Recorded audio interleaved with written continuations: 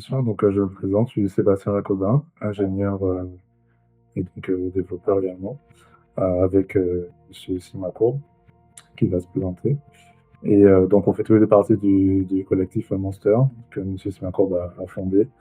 Et donc, en fait, le collectif Monster est un collectif citoyen d'ingénieurs, de développeurs, de designers, qui est là justement pour rassembler, on va dire, tous les esprits, on va dire, antillais, Martinique, Guadeloupe, Guyane, et même plus, euh, pour justement réfléchir à des idées pour faire avancer le territoire, ou même tout simplement connaître le territoire et tout simplement partager tout ce que nous, on explore et on expérimente.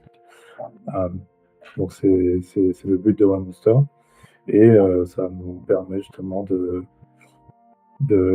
voir comment justement tout le territoire est placé, quels projets sont en cours, comment les projets sont réalisés, quelles sont les difficultés aussi qu'on rencontre sur le territoire, dont l'accessibilité, dont on va parler aujourd'hui. Et justement, c'est ce dont je vais vous parler. M. Simaco aussi, s'il est présent. Oui, bonsoir tout le monde, merci de nous recevoir. Donc oui, à la fois je suis le fondateur du collectif Web Monster, comme l'a expliqué Sébastien, un collectif citoyen, un peu plus de 800 personnes, réparties sur principalement la Martinique et la Guadeloupe. Et à côté de ça, on a une entreprise spécialisée dans l'accessibilité numérique qui s'appelle Numérali.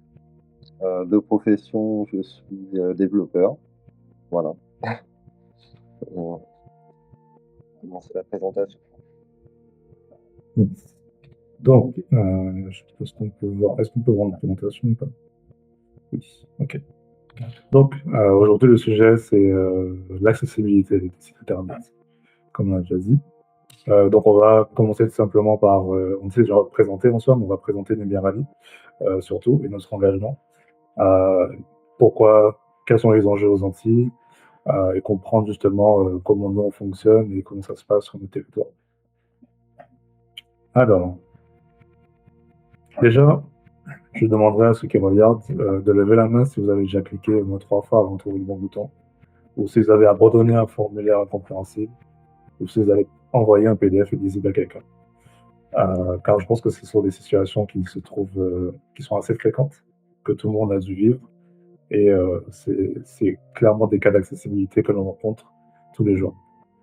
Donc si vous vous sentez concerné, levez la main même si personne ne vous voit, et puis ensuite on va parler de la suite pour comment résoudre ces problèmes.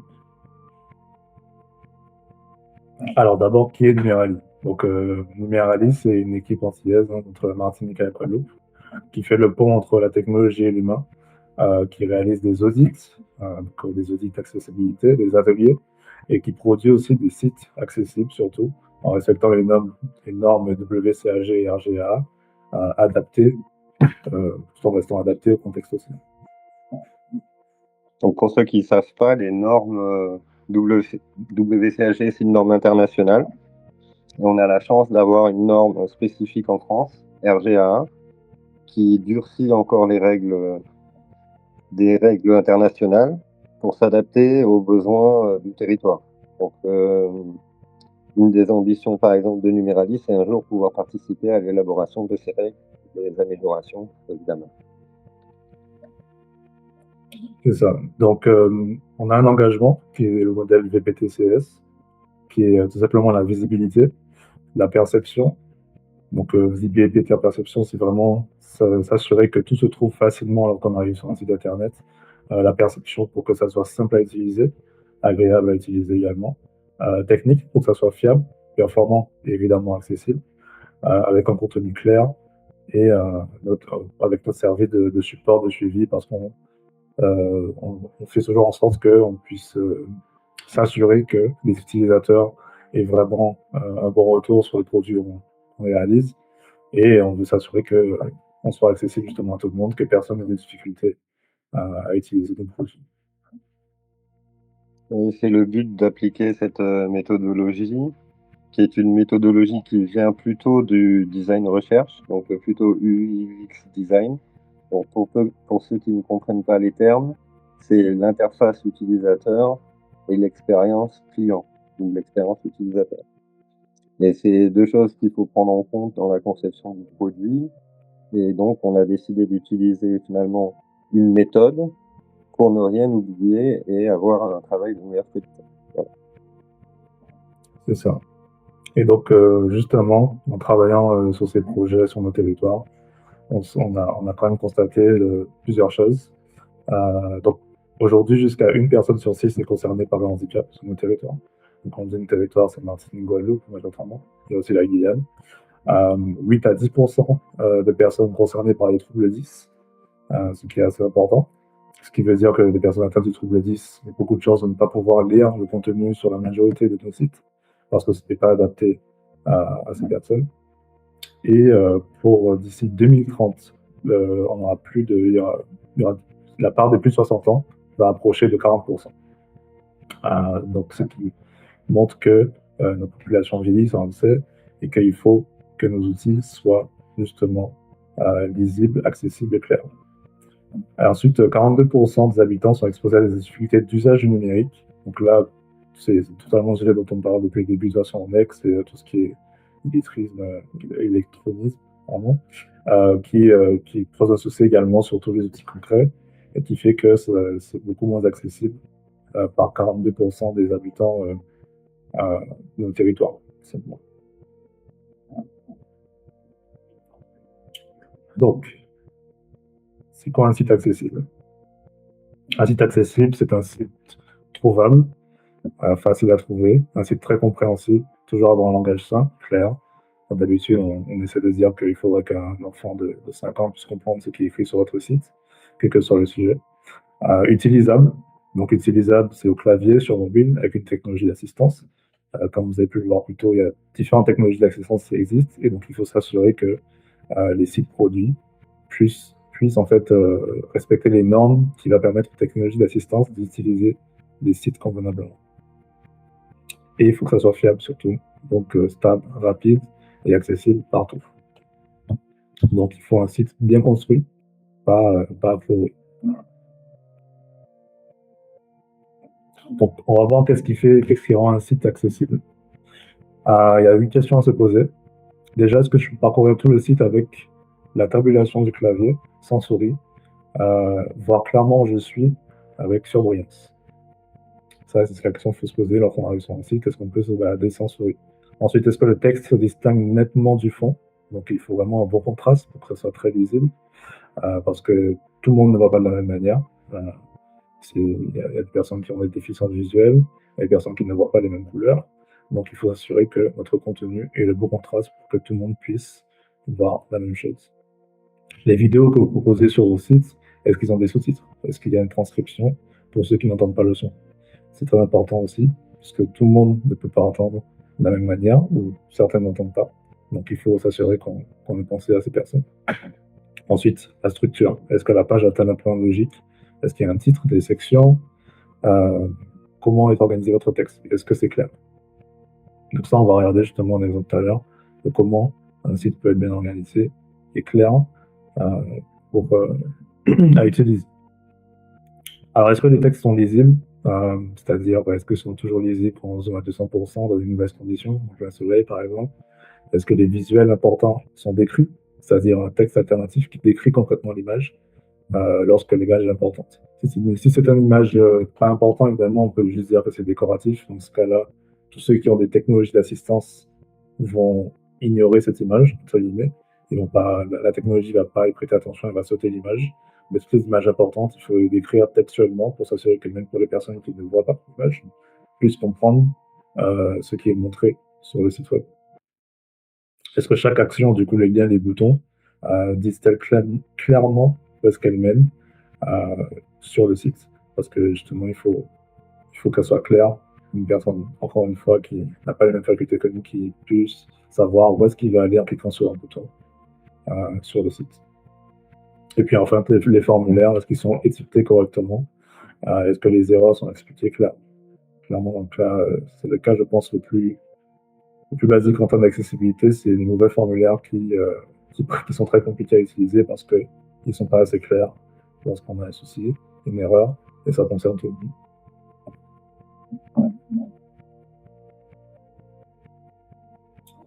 Alors, les cas d'erreurs d'accessibilité à repérer. Donc, on a du visuel, hein, simplement le contraste insuffisant et les images sans descriptif, comme j'ai mentionné juste avant. On a l'auditif, avec les vidéos sans sous-titres. On a le côté moteur, c'est-à-dire qu'on ne peut pas naviguer sans la souris sur les sites. Et on a le côté cognitif, c'est-à-dire le texte qui est dense, qui a peut-être une mauvaise police également, qui est illisible, ou qui ont des formulations très confuses. Donc tout Ouais. ça donne un impact assez important, assez souvent. On pourrait parler aussi, pour l'aspect cognitif, d'une information qui est précieuse, c'est-à-dire que toutes les régions de France n'ont pas la même catégorie socio-professionnelle, le même niveau d'enseignement, la même vie, la même culture, etc. Et en ce sens, quand on fait un texte, il faut faire attention à ce qu'on appelle l'indice de lisibilité. Donc c'est un indice qui peut être calculé en fonction de finalement notre ambition pour le texte. Alors je vous donne un exemple simple. Un texte qui peut être analysé, avoir un indice par exemple de 50, voilà. Et nous on voudrait viser 100, donc on va estimer qu'il y a 50 personnes 50% de la population qui va le comprendre. Ou alors on peut viser 100%, enfin on peut essayer. Et évidemment, on va se retrouver avec un texte qui a été réaménagé avec des mots qui sont compréhensibles par tout un chacun. Voilà. C'est toujours une mission de créer un indice de lisibilité adapté au territoire. C'est un exercice sur lequel on travaille pour fournir un outil qui permettrait donc d'améliorer cette lisibilité dans le message qu'on veut passer. Voilà. Donc c'est pour ça aussi que je disais plutôt que la situation idéale serait qu'un enfant de 5 ans puisse comprendre notre texte, mais ce n'est pas toujours le cas. Évidemment, ça dépend du sujet également, mais il faut, si on veut que notre contenu, notre site puisse parler à tout le monde, c'est un point important sur lequel on doit se concentrer pour améliorer ça. Donc, il y a plusieurs impacts lorsqu'il y a ces différentes erreurs d'accessibilité qui sont accumulées. C'est simple, on a un contenu qui est incompris, on a beaucoup d'informations perdues, surtout les informations importantes. On a un parcours bloqué qui est impossible de naviguer en fait sans souris ou d'autres moyens de technologie d'assistance. Et ensuite, la compréhension est très difficile. Ouais, je peux donner un exemple qui nous est arrivé avec une personne en situation de handicap. Donc on a sorti récemment avec l'aide de Webmonster ce qu'on appelle un design system, donc un design system qui est justement accessible, donc qui permet aux développeurs de créer des produits avec un certain design. Et ce porteur de projet, donc il ne voit pas, et donc il est allé avec son téléphone. Évidemment, il a reçu l'information comme quoi on venait de publier sur LinkedIn, donc il a cliqué.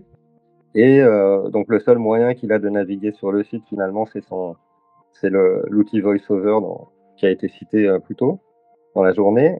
Et ça a parlé en anglais. Et il était très surpris puisqu'il a l'habitude que tous les produits que l'on sort soient en français. Donc tout de suite, il m'a interpellé en disant: oui, attention, je crois que la balise langue, donc la balise langue sur un site internet, c'est une information très précieuse au début de chaque page qui dit en gros en quelle langue en fait est écrite évidemment le texte sur la page. Et là, on avait choisi évidemment l'anglais américain et il s'attendait pas à ça. Donc voilà, c'est assez précieux comme témoignage parce qu'on voit l'impact direct de nos actions et en effet ce parcours bloqué directement juste au démarrage par le choix de la langue. Voilà.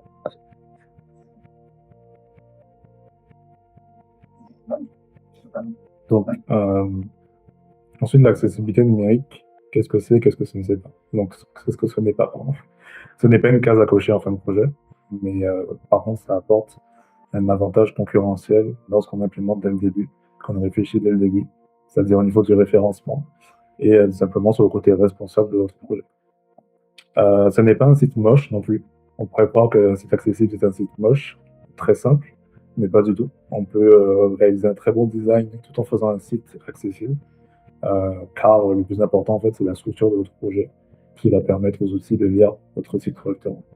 Donc lorsque vous réalisez un bon design d'ailleurs, il faut juste s'assurer que ceux qui utilisent des technologies d'assistance puissent ignorer, on va dire, tout le superflu et qu'ils aillent directement au contenu important du site, euh, qui est un contenu que cette personne peut avoir, alors que tout le reste, tout ce qui est design, en fait, n'est pas forcément visible ou perçu de la même manière pour ceux qui ont ces technologies d'assistance. Ensuite, c'est pas non plus l'accessibilité, c'est pas non plus quelque chose réservé au secteur public uniquement. C'est vraiment pour tous les projets, ça concerne tout le monde. Tout simplement parce que maintenant, il y a aussi des sanctions prononcées par l'ARCOM, qui fait que tous les projets qui ne respectent pas l'accessibilité pour recevoir une amende jusqu'à plus de 50 000 euros. Donc maintenant, ça devient de plus en plus important. Et c'est un investissement rentable, en fait, puisque vous allez pouvoir toucher beaucoup plus de personnes dans votre projet.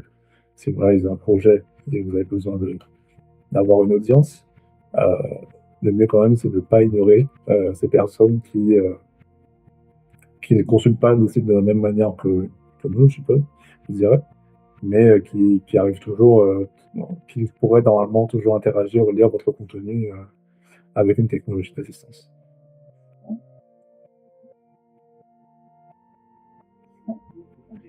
Donc, comment repérer les bonnes pratiques? On va prendre un exemple concret sur le site de Numerali.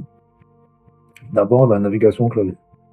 Ce sera simple, là, c'est vraiment du code à ce niveau-là. C'est lorsqu'on crée un site au niveau du code, il faut s'assurer que tous les éléments de navigation soient sélectionnés sans la souris. Donc là, par exemple, si j'appuie sur la tabulation de mon clavier, elle va parcourir ce chemin précis. Elle va d'abord passer au logo, parce que le logo va peut rediriger vers la page d'accueil. Ensuite, elle va aller au premier élément du menu, deuxième, troisième, ainsi de suite.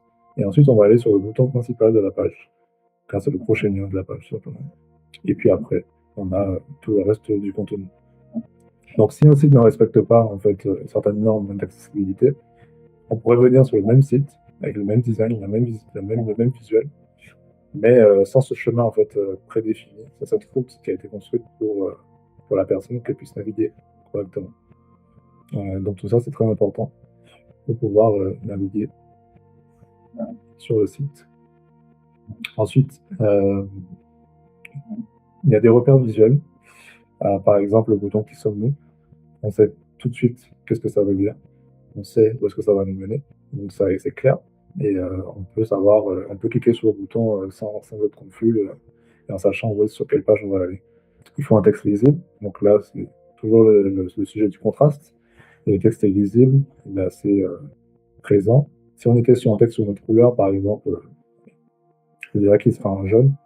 Il faudrait s'assurer que ce soit un jaune assez foncé, par exemple, sur un fond blanc, pour qu'il y ait un contraste assez élevé. Donc c'est tous ces cas-là, en fait, où il faut vraiment s'assurer que le contraste est toujours le bon, quelle que soit la couleur qu'on utilise. Parce que justement, comme je le disais plus tôt, l'accessibilité, c'est pas un design moche ou simple. On n'est pas forcément obligé de rester au noir ou blanc. On peut avoir le design qu'on veut. Simplement, il faut respecter les règles d'accessibilité pour s'assurer que tout soit lisible pour tout le monde. Et puis ensuite, une dernière bonne pratique, c'est les images qu'on décrit tout simplement en mots. Donc il y a toujours un texte alternatif qui va décrire les différentes images qui sont sur la page. Comme le logo de Numerali, on va dire tout simplement que c'est le Numerali. Ensuite, on a aussi l'organisation de la page. Donc ce qui se passe ici, c'est que lorsqu'on va sur la page de Numerali, il y a tout un contenu sur cette page. Quelqu'un pourra en fait arriver sur cette page avec sa technologie d'assistance et ne percevoir que le titre. Excusez-moi, je grossis un peu le texte. D'ailleurs, pour celui-là, je vais carrément aller sur le site, ce sera plus simple. Comme ça, vous allez voir directement quand je parle.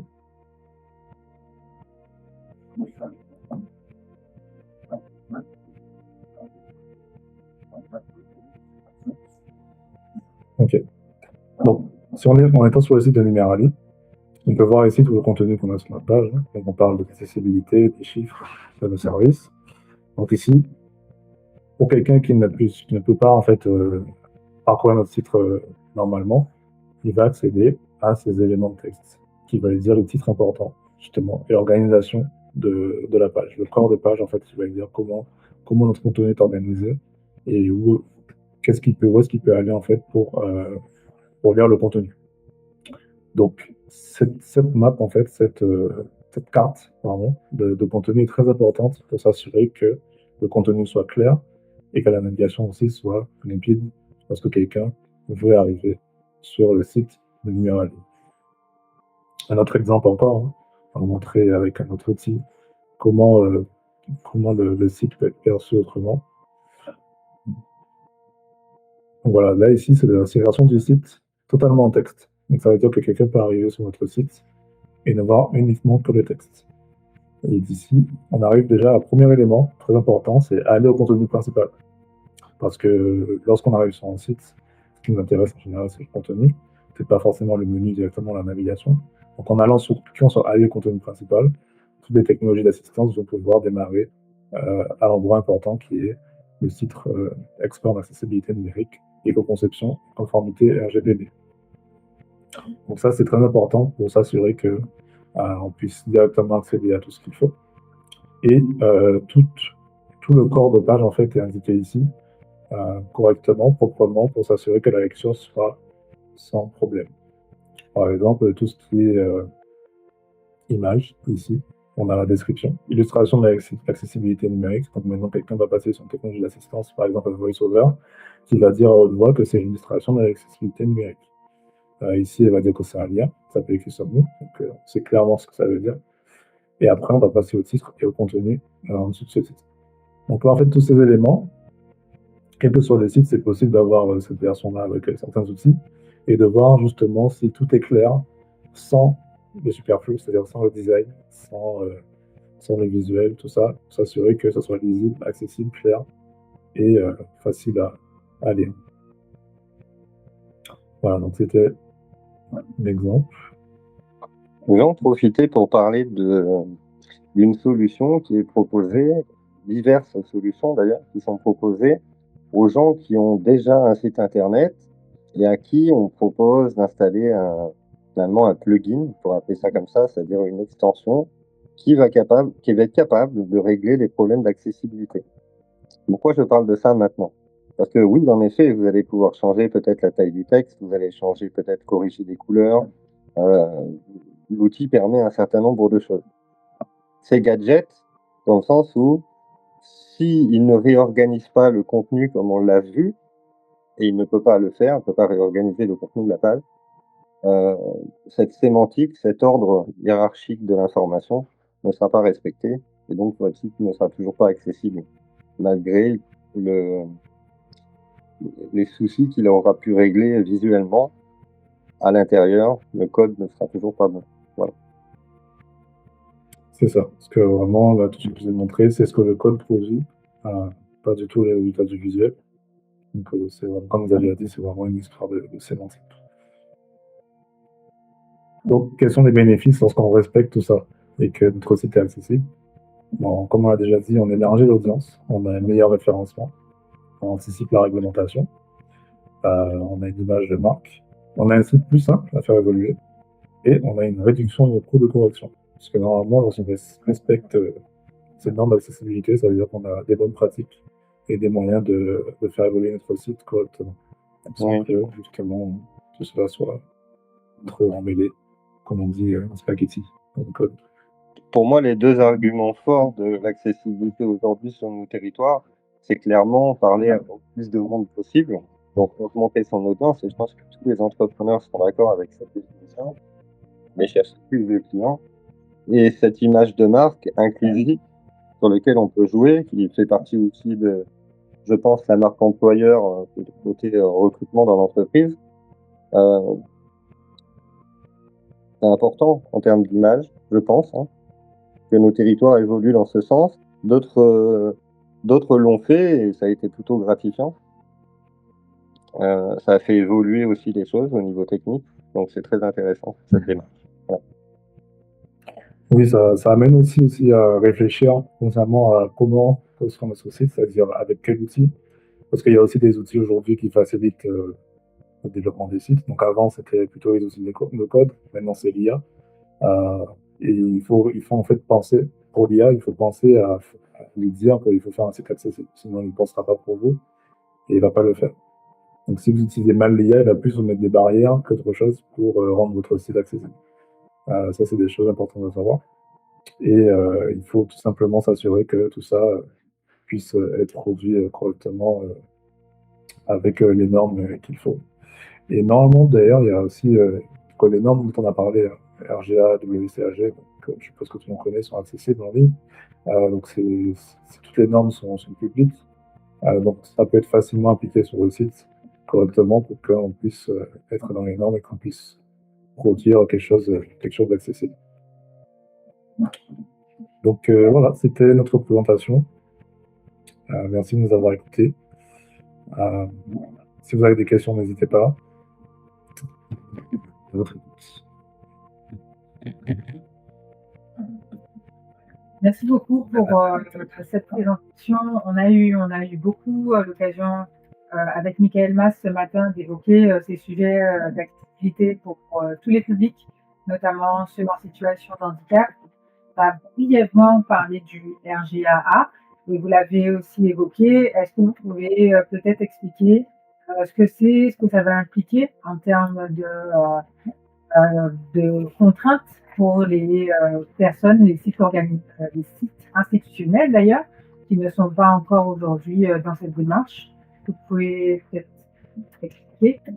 On a fait un travail de recherche à la création de Numérali, qui a consisté en fait à produire un ensemble de documentation sur l'ensemble des composants que nous utilisons au quotidien. Ça peut être par exemple saisir un mot de passe. Ça peut être regarder une vidéo, parce qu'on n'a pas énormément abordé le sujet, mais c'est un énorme sujet concernant évidemment les médias et par exemple la vidéo qui nécessite évidemment un traitement différent et une approche différente en fonction du public qui va vouloir la voir ou l'entendre. Voilà.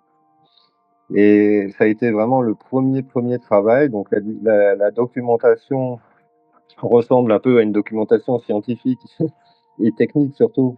Elle est disponible gratuitement sur le site. Donc ça a été notre première action pour finalement apporter notre pierre à l'édifice. Tout le code est évidemment téléchargeable gratuitement, la documentation aussi, pour justement contribuer, améliorer. On a aussi travaillé sur un projet qui est PictoAccess en version antillaise. On attend le bon moment pour le sortir parce que c'est important. Donc c'est de la signalétique de lieux publics adaptés à la population qui est la nôtre, Martinique, Guadeloupe, Guyane. Et on a revu une pictographie qui avait été faite dans l'Hexagone, qui, à mon avis, convient parfaitement à leurs usages. Et quand on la regarde de façon honnête, il y a certains pictogrammes qui ne nous évoquent rien sur notre territoire. Et ça a été le constat de l'équipe.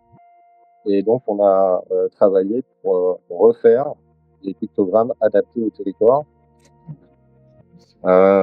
J'espère que courant 2026, on sortira ce projet. Il mérite encore toute notre attention. Et voilà, je laisse parler Sébastien, j'ai dû oublier des choses. Oui, non, c'est pour ajouter du coup, surtout par rapport à la question, pour que justement les personnes qui ont des projets existants, les sites publics pour que doivent se mettre aux normes, la première chose à faire en fait, c'est de faire un état des lieux de leur site pour savoir quel est on va dire, le taux d'accessibilité qu'ils ont sur leur site, qu'est-ce qu'ils respectent, qu'est-ce qu'ils ne respectent pas. Et ensuite, en fonction de la complexité du projet, en fait, on saura si c'est facile ou pas, enfin facile. Ça prend moins de temps ou plus de temps de rendre en fait le site aux normes, accessible justement pour tout le monde. Mais les premières étapes, dans tous les cas, ce sera toujours le plus simple, c'est le visuel, c'est les couleurs, ça se fait toujours du bon contraste et que le texte soit clair et simple. La deuxième chose, la plus technique, ce sera la structure du site, des sites web pour ensuite, la structure des sites web pour s'assurer que lorsque les technologies d'assistance vont les lire ces sites, qu'ils puissent les lire correctement, sans, sans divaguer sur des éléments qui ne sont pas importants pour le lecteur. J'ai vu qu'il y a une autre question qui est très intéressante.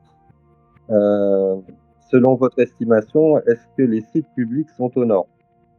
Alors, vu que la concentration des sites aujourd'hui est basée sur un design système développé par le gouvernement et qui utilise vraiment des technologies d'accessibilité modernes, qu'ils fournissent, et je l'ai testé cette semaine encore dans la dernière version, qu'ils fournissent tous les outils pour finalement aller vers la conformité, je dirais que les sites publics que l'on connaît, c'est-à-dire les plus gros sites publics, sont aux normes, c'est clair. Où ils tendent vers 500% à terme. Pour ce qui est des sites, alors je ne sais pas si on peut dire ça, mais par exemple, si on parlait des municipalités, je pense qu'on peut les considérer comme des sites publics sur notre territoire. Non, là c'est tout l'inverse. C'est-à-dire, si on devait faire une estimation, je pense que Sébastien, on dirait non. Non, ils ne sont pas aux normes. Il faudrait vraiment faire un travail énorme pour... En fait, il faudrait repenser même la totalité des sites que l'on croise. Je n'en ai pas croisé qui répondent aux normes d'accessibilité moderne. Non, je crois pas. Oui, après, ça se mêle aussi avec les problèmes de fracture numérique qu'on a sur le territoire. C'est-à-dire que on est presque certain que les municipalités n'ont pas de site aux normes parce que simplement déjà, c'est pas leur outil primaire en fait de communication. Donc, ils vont pas se focaliser sur ça et ils vont tout simplement rester aux méthodes qu'ils connaissent.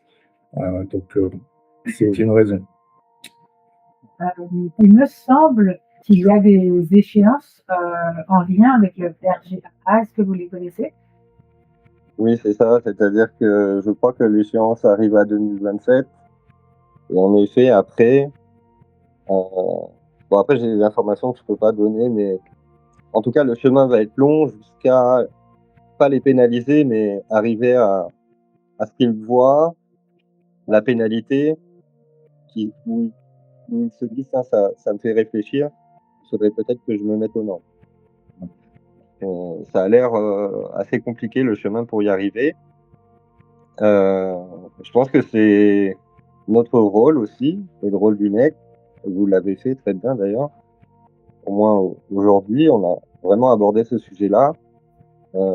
Faut s'y mettre. Ça donnera du travail, enfin moins de travail à beaucoup de gens qui veulent pénaliser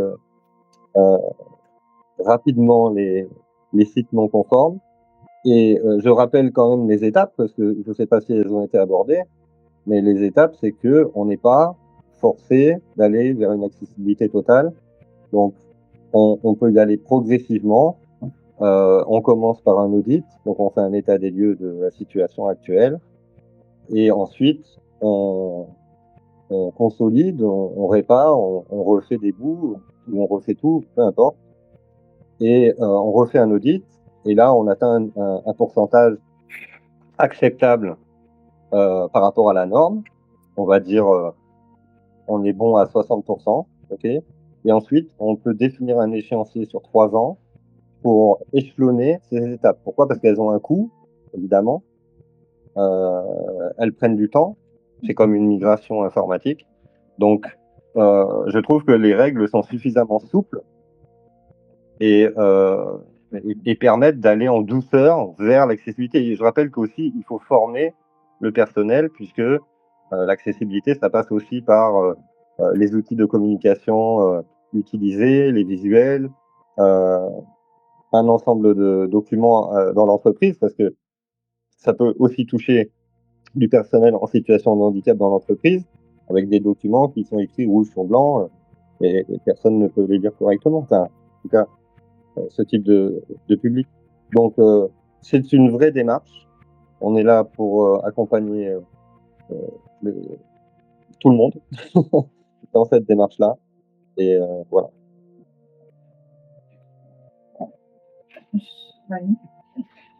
Bonjour tout le monde. Moi j'ai une question.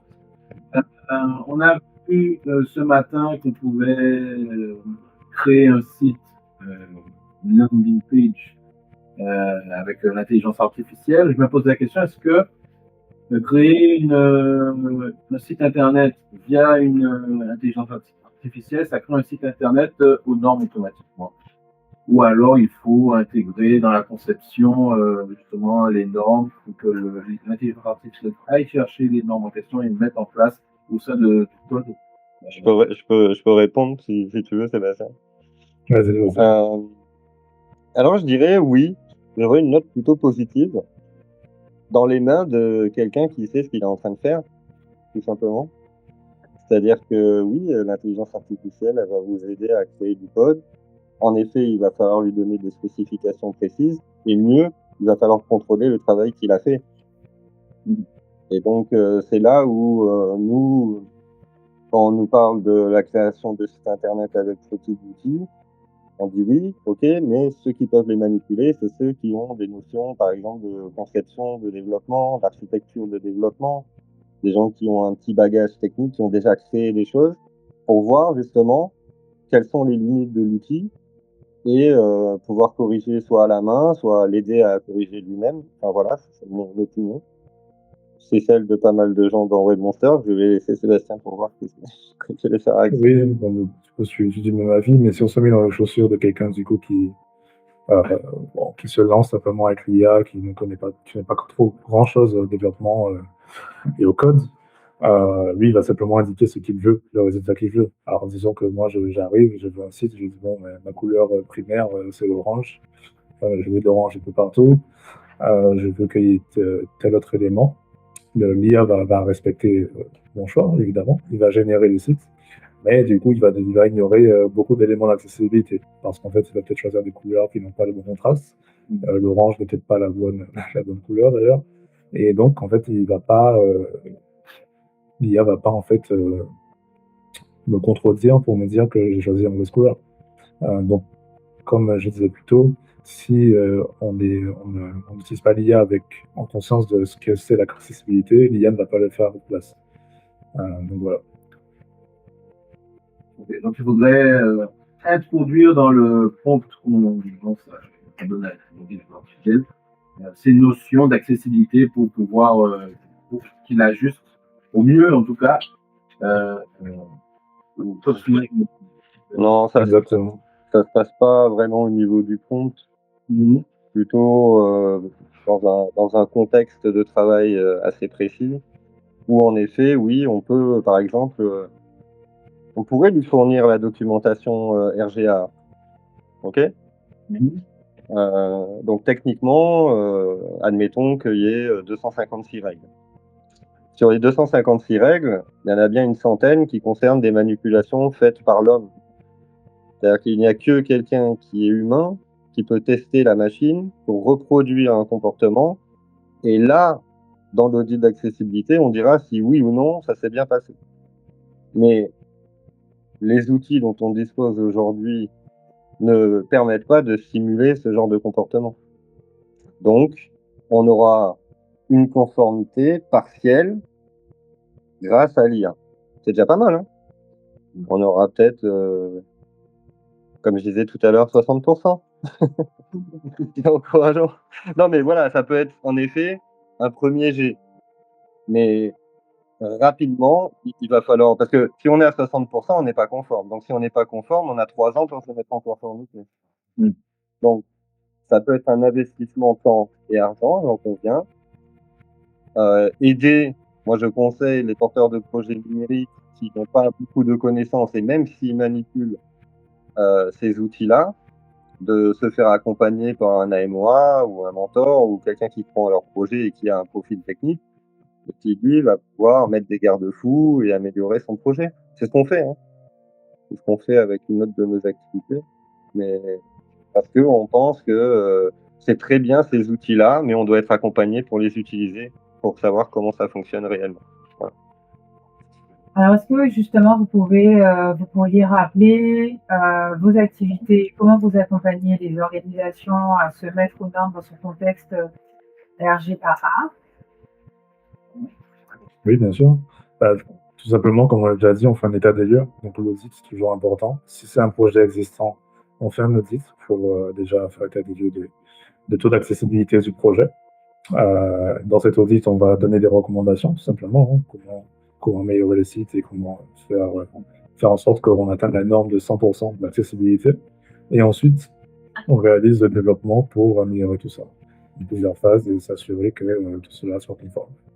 Maintenant, pour un projet qui part de zéro, là, c'est différent. Lorsqu'on part de zéro pour un projet, déjà l'accessibilité, forcément, nous, on y pense dès le début. C'est même pas une question. Donc, c'est pas forcément le sujet dont on parle tout de suite, on parle surtout du projet. Et ensuite, lorsqu'on va concevoir, nous, on va concevoir en s'assurant qu'on respecte les normes d'accessibilité. Donc, dans notre processus, on fait plusieurs jours en fait avec le porteur de projet. On communique avec lui pour savoir, pour vraiment explorer son projet, pour pousser à fond la réflexion, surtout si c'est un projet complexe, hein, pour s'assurer qu'on couvre tous les cas d'utilisation, pour ensuite implémenter la solution et délivrer correctement.